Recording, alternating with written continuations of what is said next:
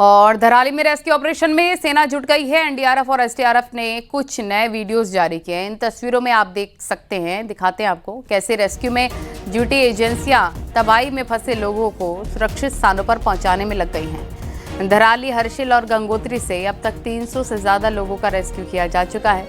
Rescue operation लगातार जारी है। चिनूक हेलीकॉप्टर की मदद से भी लोगों को सुरक्षित निकाला जा रहा है। इसके साथ ही डॉग स्क्वाड की मदद से भी मलबे में फंसे लोगों की तलाश की जा रही है। साथ ही सेना के जवान लोगों को खाना पीना भी मुहैया करा रहे हैं। अनुपम त्रिवेदी हमारे उत्तराखंड के एडिटर हमारे साथ जुड़ गए। अनुपम जी, फिलहाल की परिस्थिति कैसी है? लोगों तक मदद कैसे पहुंचाया जा रहा है? प्रशासन की तरफ से क्या सहयोग किया जा रहा है?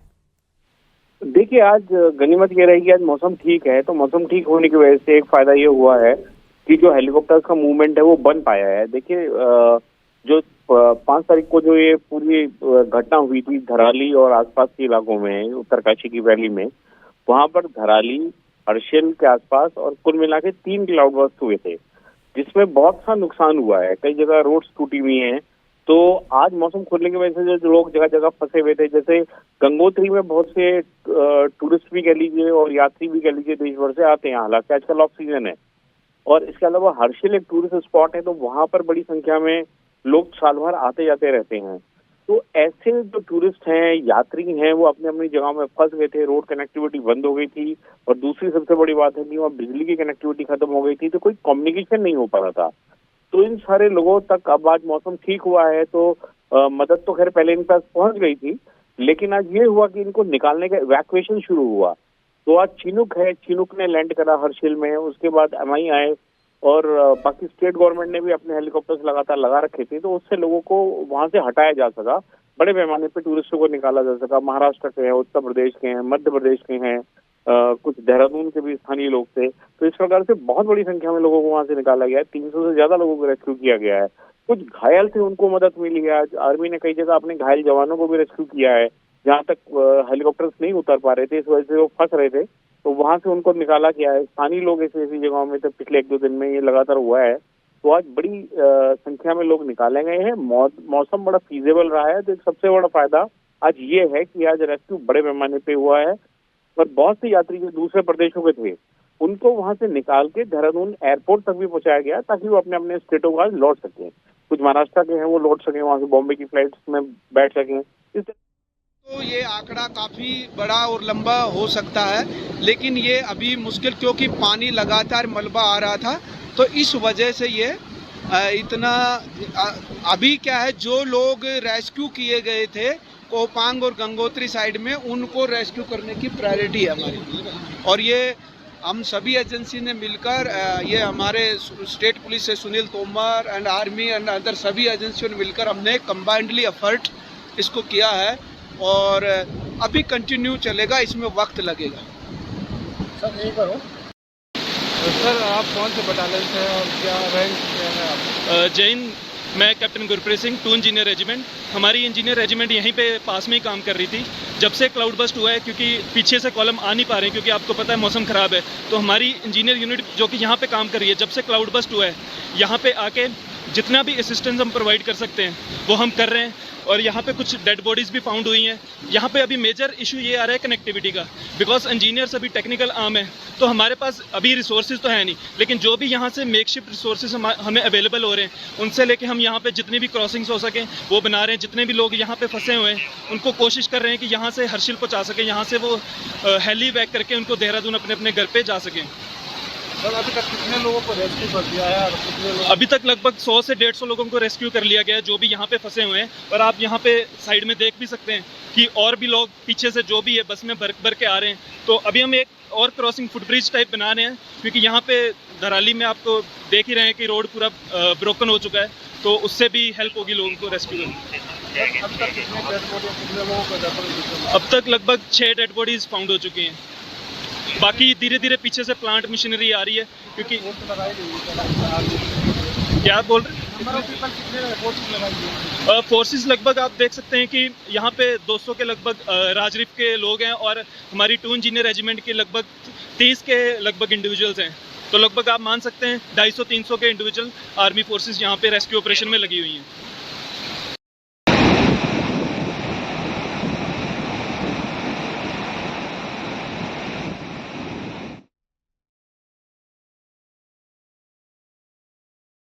हमारे यहाँ पे जब ये आपदा आई, जब हमको आवाज़ सुनाई दी तब हम भागे यहाँ पे। तो यहाँ पे जो है काफी लोग जो है मरे, पूरा होटल बह गया। यहाँ पे जितने भी होटल थे, यहाँ पे सिर्फ 2 होटल बचे हैं।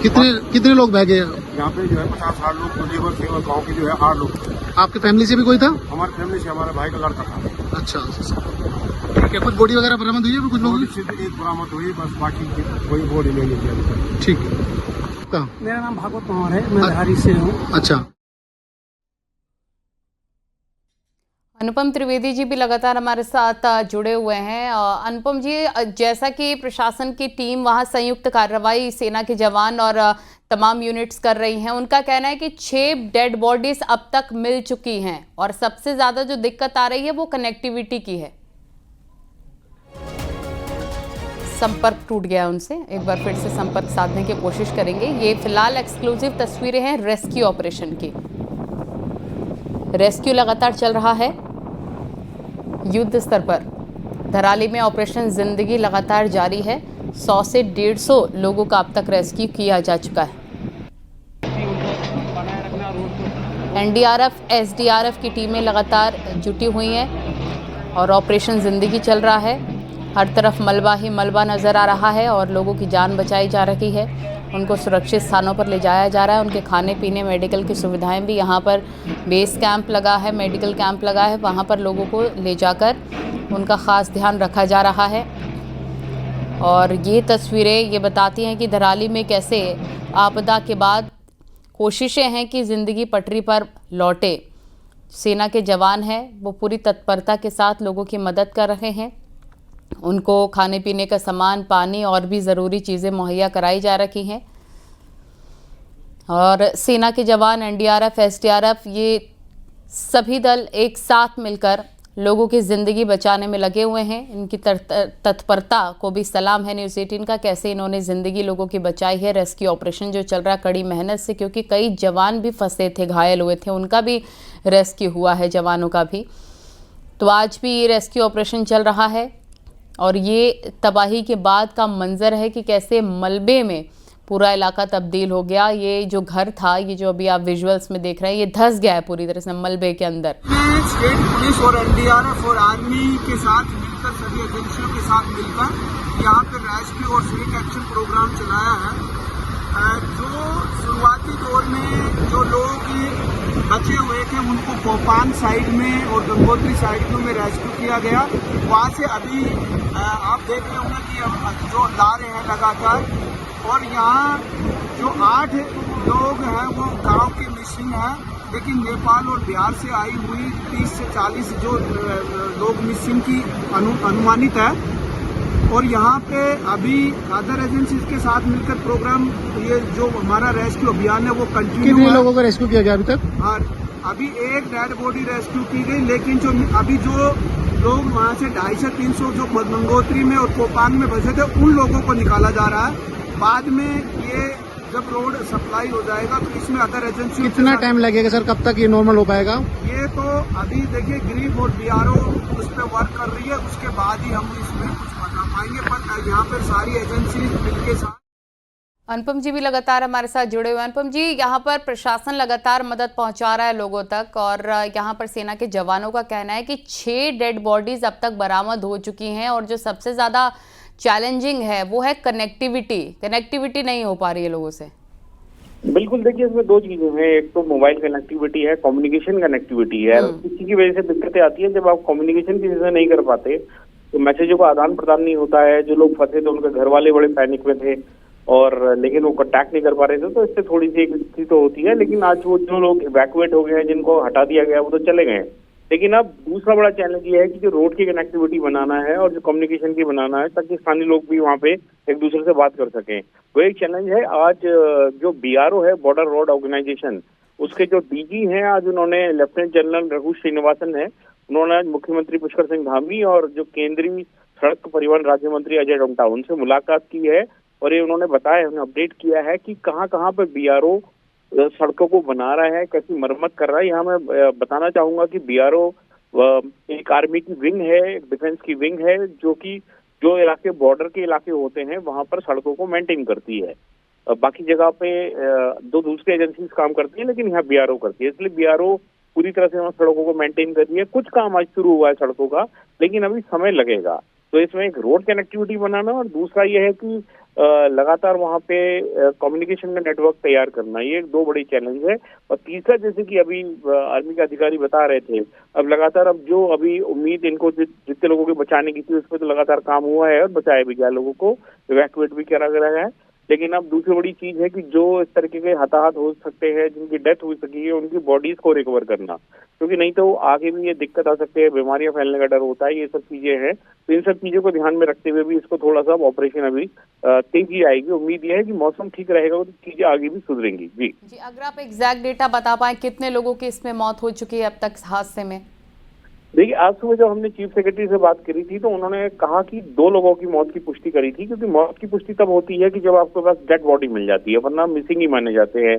और जैसे अभी आपने बताया, जो आर्मी अफसर के हवाले से बताया कि 6 डेड बॉडी मिल चुकी है अभी तक, तो इसका मतलब ये हुआ कि शुरुआत से लेकर अभी तक 6 लोगों की मौत इसमें हो चुकी है, 6 डेड बॉडी रिकवर हो चुकी है।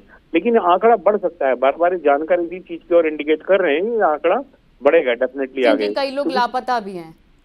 जी बिल्कुल, कई लोग लापता हैं और लापता होने की उसकी एक प्रोसेस है कि कई दिनों तक उसको छोड़ा जाता है, उनको लापता ही रखा जाता है।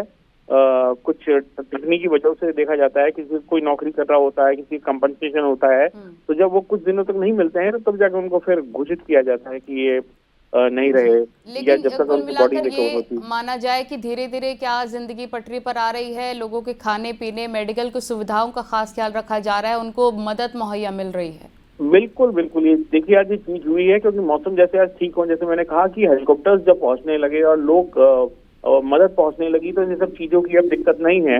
जगह जगह राहत शिविर बन गए थे, तो Day 1 में भी बन गए थे और उसके बाद से लगातार होते रहा। लेकिन जहाँ लोगों को नहीं पहुंच पा रही थी आर्मी या दूसरी सुविधाओं की वजह से, ये रोड नेटवर्क ना होने की वजह से या फ्लाई नहीं कर पा रहे थे, वहाँ आज फ्लाई करने लगे हैं। तो आज सब लोगों को सुरक्षित स्थानों में पहुंचा दिया गया है, उनका लगातार इलाज चल रहा है। जो आपने विजुअल्स में भी देखा होगा, आर्मी हॉस्पिटल, ITBP के अस्पतालों में लगातार इलाज भी चल रहा है घायल जवानों का, अन्य सिविलियंस का। तो अब क्योंकि स्थिति कह सकते हैं कि काबू में है, लेकिन चैलेंज है कि रोड कनेक्टिविटी बनाना, क्योंकि वह स्थानीय लोग बहुत बड़ी संख्या में रहते हैं, आसपास के गांव हैं, उनके बीच का कम्युनिकेशन शुरू करना, तो इस पे अब ज्यादा ध्यान दिया जाएगा, इस पे काम किया जाएगा। और उसके अलावा जो अगर कोई डेड बॉडीज वहाँ होंगी तो उसको रिकवर करने की भी अब कोशिश की जाएगी वहाँ पर। लेकिन सब में राहत वाली बात यह है कि मौसम काफी ज्यादा साथ दे रहा है। अनुपम जी, बहुत शुक्रिया विस्तार से जानकारी देने के लिए आपका।